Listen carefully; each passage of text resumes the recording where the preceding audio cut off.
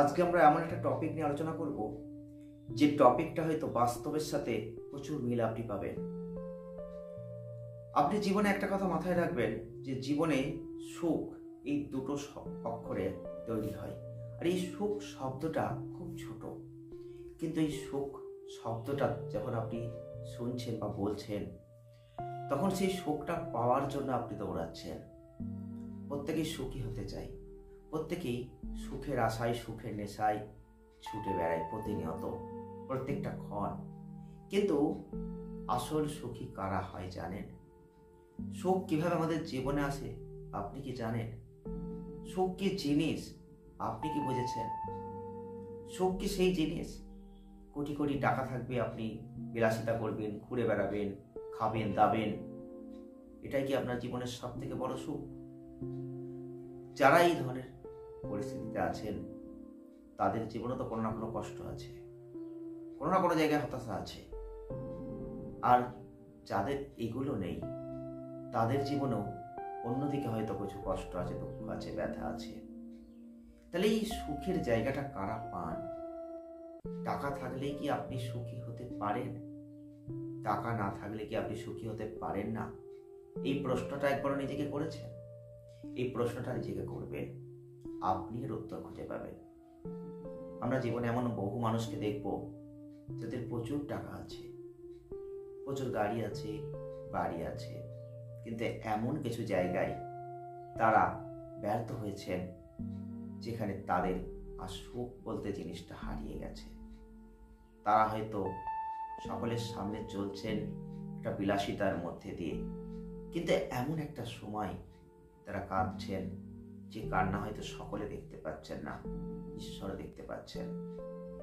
তাহলে তারা কি সত্যি সুখী হতে পারছেন? পারছেন না।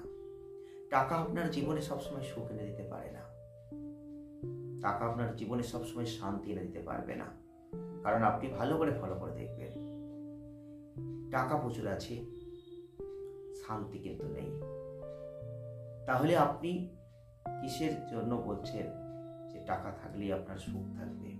এমন অনেক বাড়িতে দেখবেন, এমন অনেক ঘরে দেখবেন যারা একটা রিক্সা চালিয়ে খায়, অক্লান্ত পরিশ্রম করেন, একটা লেবার শ্রেণীর মানুষ।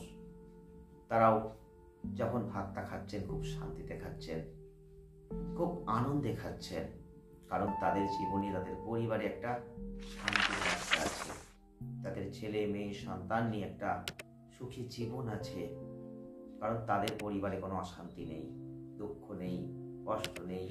যা যা পাওয়ার কথা সব ঈশ্বর দিয়েছেন, কিন্তু একটা জিনিস দেয়নি, সেটা হচ্ছে অর্থ।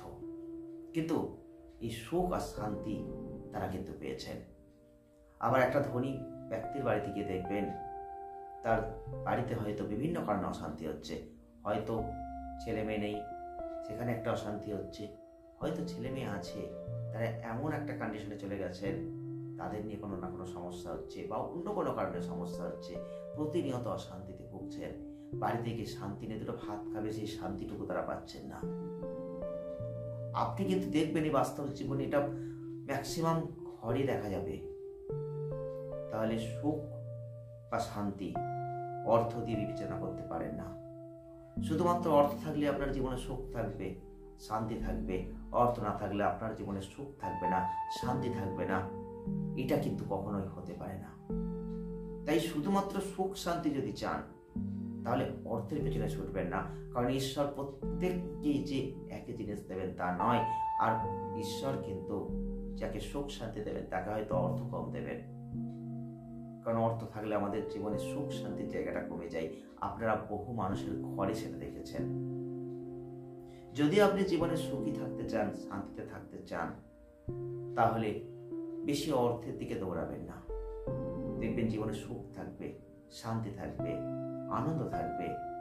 দিনের শেষে যে অক্লান্ত পরিশ্রমের পরে যে ভাতটা খাবেন, সেখানে একটা আনন্দ পাবেন। নয়তো অর্থ থাকবে, এই জিনিসগুলো থাকবে না। আপনাকে আইডেন্টিফাই করতে হবে যে আপনি কি চাইছেন, শুধুই কি অর্থ, নাকি সুখ, শান্তি, আনন্দ। আজকের ভিডিওটি এই পর্যন্ত রাখলাম। যদি এ নিয়ে কোনো প্রশ্ন থাকে কমেন্ট করবেন। আর কোনো টপিক যদি আপনার মাথায় থাকে আপনারা অবশ্যই লিখে পাঠাবেন।